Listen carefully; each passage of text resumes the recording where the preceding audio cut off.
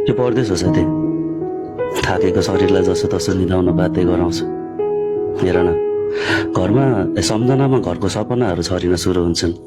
घरको त्यो आँगन वरिपरि फुलेका अनेकौं फुलको रङहरू, पिँढीमा ओछ्याइएको त्यो पुरानो गुन्द्री अनि गुन्द्रीमाथि खाना पस्किँदै गर्नुभएका आमा।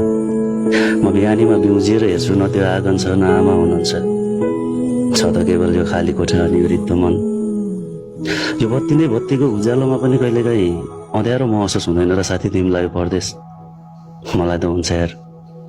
हेर न, पाएको के छ थाहा छैन, तर गुमाएको धेरै कुराहरू छ।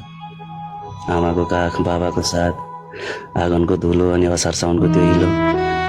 जति नै चिल्लो र सफा किन नहोस् साथी यो परदेशको बाटोहरू, म त्यो गाउँको धुलोसँगै खुसी थिएँ।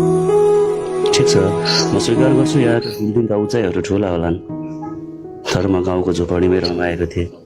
तिमी स्वीकार गर्छौ या गर्दैनौ, केही पलको लागि तिम्रो आँखाहरू लोभ्याउन सक्ला यो परदेशले, तर तिमी पनि त रमाउन गाउँ नै फर्किनुपर्छ। थाहा छैन तिमी के देख्छौ परदेशमा, तर म केही भेट्दिन।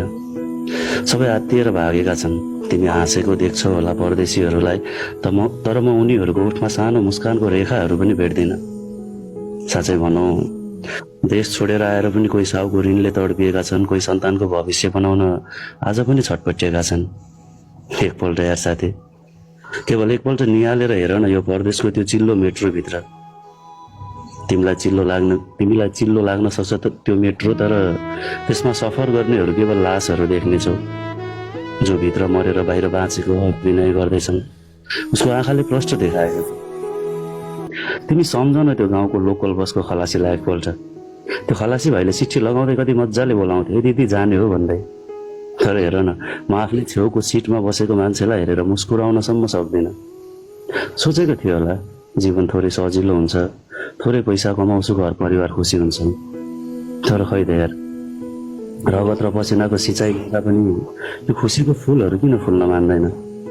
कोठाको तलसम्म बस्ने नआउँछ, जसले कम्पनीसम्म छोडिदिन्छ, अनि सुरु हुन्छ हरेक दिन 10 घन्टाको एउटा युद्ध। साँझ त्यही बस आउँछ, कोठासम्म छोडिदिन्छ। एकछिन आराम, एकछिन घरमा खानपिन, अनि फेरि ती मोबाइलको अलार्म। यति होइन र परदेशीको जिन्दगी।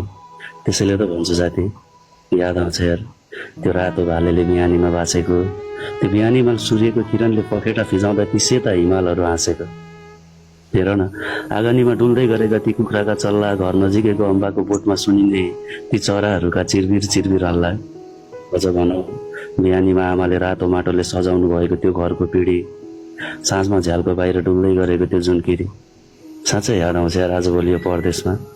थाहा छैन अब यो सबै खुसीहरू भेटिन्छ या नै, किनकि यो परदेश हो।